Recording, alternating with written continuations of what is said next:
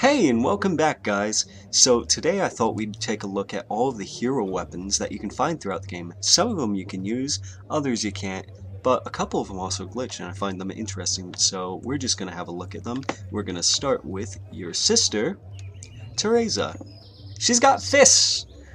Theresa actually uses two different weapons, a kind of small sword, a large dagger even, and just a regular longsword in a couple of the murals of her, but she doesn't actually use any weapons throughout the entire game. And the same thing can be said about your own mother, who, in all of the statues of her, wields the legendary Mirren Great Axe. The only problem is she doesn't use that throughout any point in the game. So I had to give her that right now, but she is wielding it right now and she looks fantastic. Let's go ahead and take a look at the stats that it has though. Look at that, 240 damage. That is end of game kind of stuff right there. All that power, that damage, and a piercing augmentation is ridiculous. And also it's a heavy weapon and she's wielding it like it's nothing. But we're just gonna take it for a spin.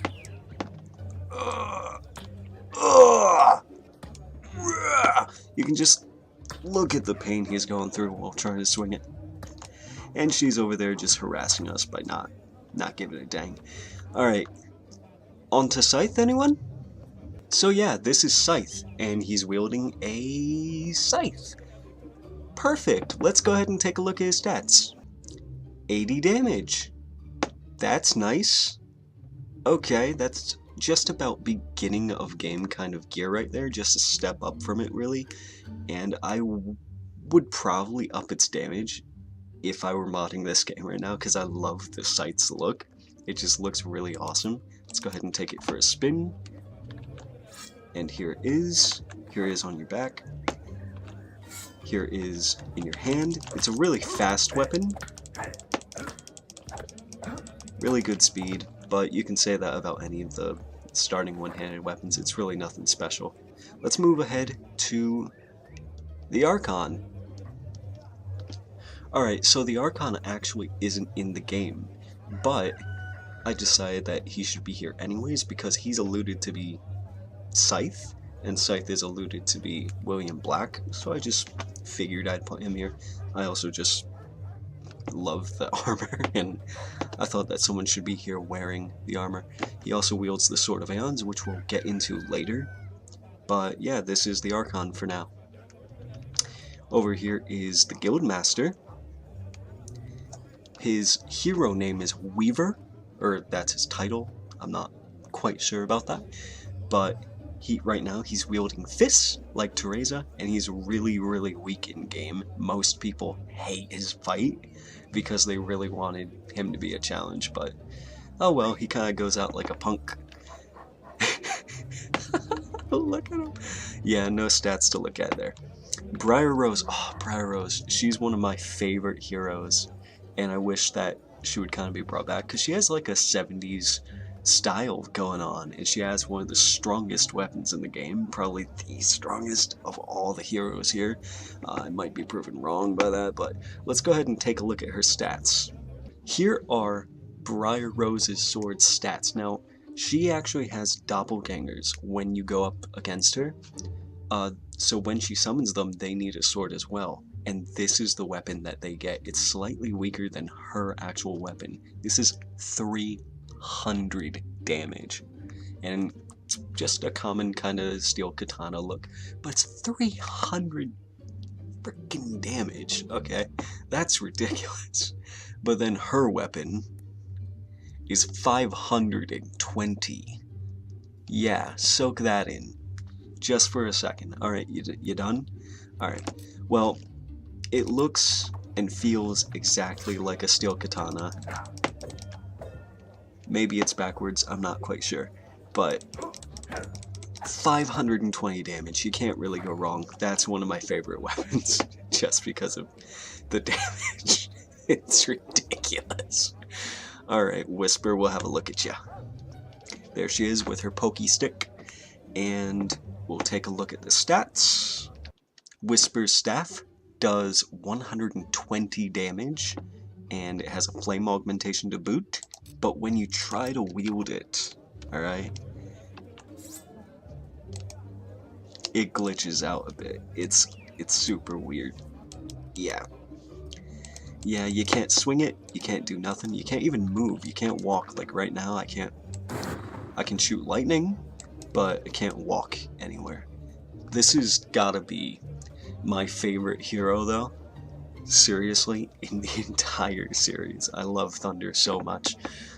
He actually has 2 different versions of his sword when for either time you go up against him in the storyline.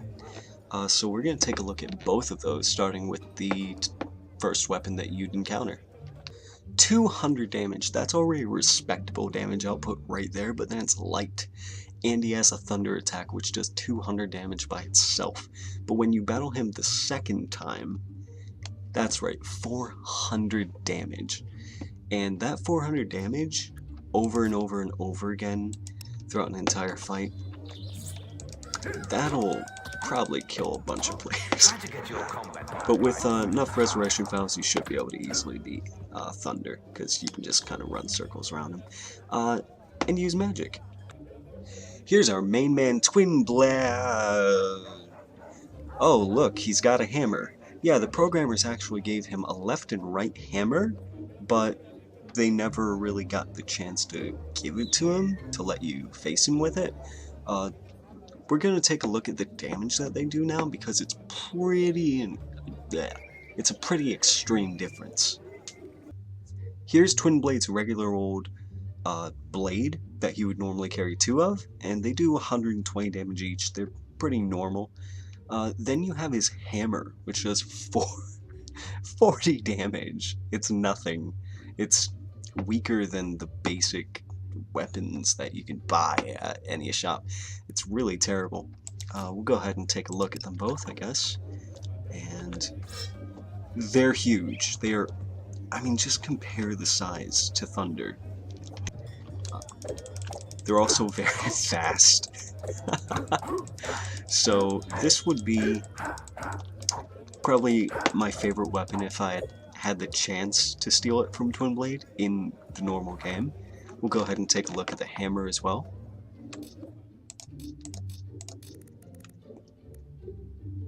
Three, two.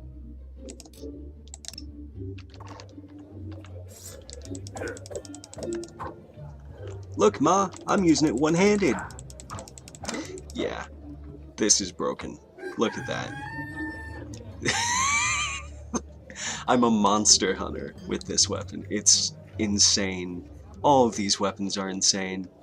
Let's go to my favorite weapon by far, though. What can I say about Nostro other than I love his shield, I love his helmet, I love his sword. If I could have taken him, I would have. Let's go ahead and look at the stats to his sword. 150 damage. It's a heavy weapon, but from looks alone, I just love the rustic appeal of it. It is my favorite weapon by far. I don't know why I love it so much, but look at it. It's so long. It's huge. It's ridiculous. Probably one of the most ridiculous weapons, but it actually makes sense, because it's a heavy weapon. Try to get your combat multiplier even higher. Yep. But yeah, the shields, by the way, don't do any damage.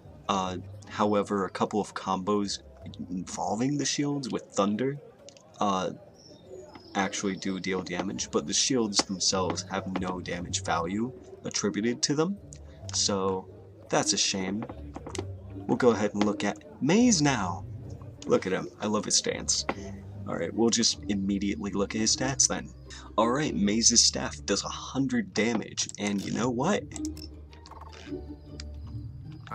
There's an important quest card in the guild for you. It glitches out too. Yep. So it's pretty much a copy of